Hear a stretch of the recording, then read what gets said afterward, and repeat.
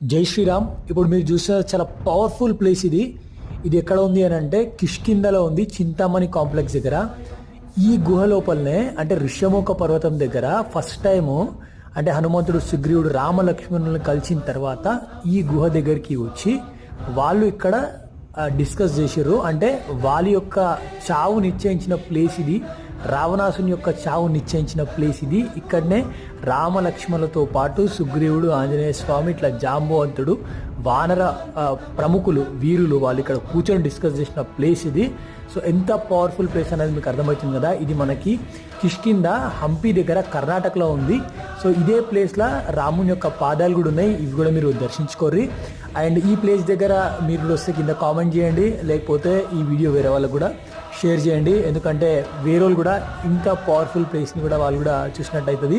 చాలా అద్భుతంగా ఉంది ఈ గుహ. జై శ్రీరామ్. భారత్.